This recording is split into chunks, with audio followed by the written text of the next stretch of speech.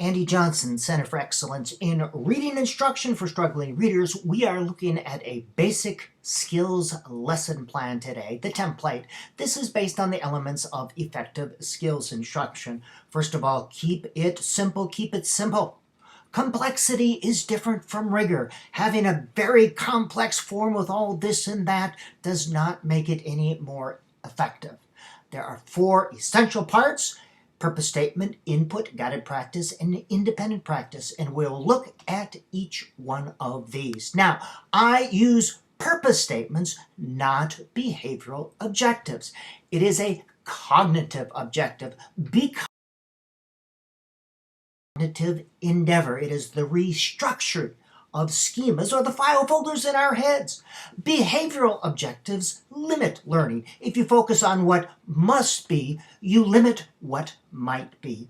And in my experience, real teachers think in terms of cognitive objectives or purpose statements, not behavioral objectives. So a purpose statement is simply, what do you want students to learn or learn about? One sentence. Everything that follows then should support this one sentence. For example, students will learn about the short A sound. Everything that follows is short A input. Or the beginning SL blend. Students will learn about verbs. Students will learn to recognize the following words with the AM phonogram. All right, those are all purpose statements. That is why I am teaching this lesson. It is not simply an activity. The input, think about computer input, is all the information that students need to know to achieve the purpose.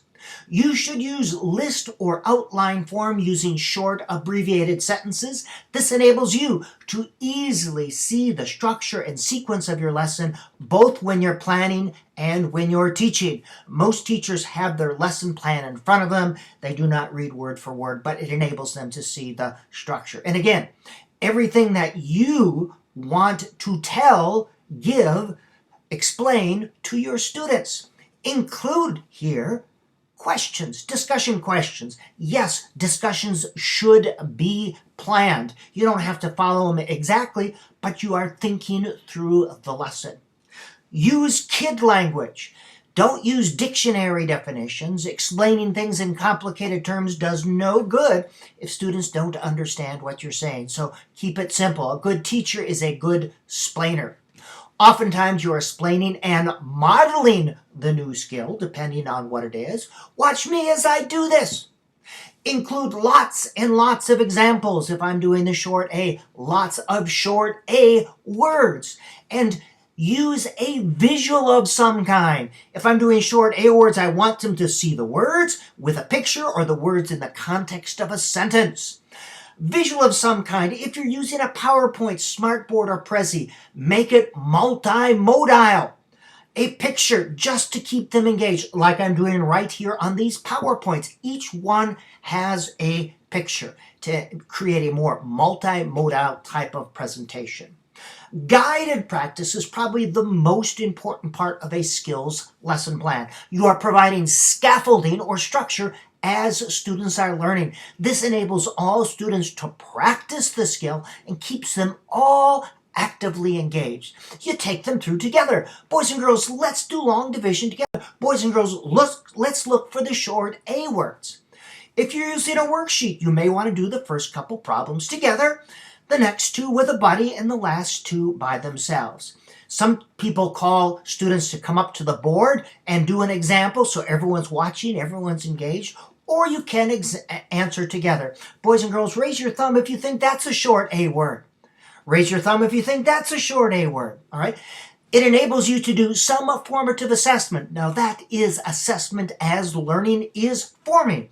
Are they getting it? Do they need more instruction, more input? And again, this is the most important part of a skills lesson plan, and it should be labeled guided practice in the lesson plan. This gets them ready to do the skill or to practice the skill independently. So your goal is to get them to use the skill independently somehow. Now, the independent practice or activity, the purpose is for students to practice what they've already learned. It's used to reinforce or apply their learning. It is not used to assess. That is not the purpose of homework or practice activity. Practice of what they've already learned, 95 to 100% success ratio if you're doing your job. All students should be able to do this. Often, independent practice reflects guided practice. You have a structured activity, and then they're able to do a similar activity by themselves. Students can apply the skill in authentic activity for a literacy sort of thing. For example, in a short A lesson, we may have students write in their journal to describe something that makes them mad. And again, they're using this to reinforce the short A sound. It is practice, reinforce, extend something they've already learned. 4 parts: purpose statement, input, guided practice, independent. Formal assessment does not, should not occur in every lesson. We need more teachers and fewer measurers. Reflection and formative assessment does. That is simply, did my students learn? And as they are learning, as learning is forming, are they getting it? Do I need to change? Effective learning experiences are planned. Effective teaching does not happen by accident, but for goodness sake, keep it simple. We don't need to teacher-proof the curriculums or lesson plans to make it so complicated that no one can really do it, that the focus is not on teaching and learning, but following the form. That is too complicated. Rigor is different from complexity. No, as teachers, you will eventually internalize these 4 elements, and your lesson plans will evolve through time, so adopt and adapt.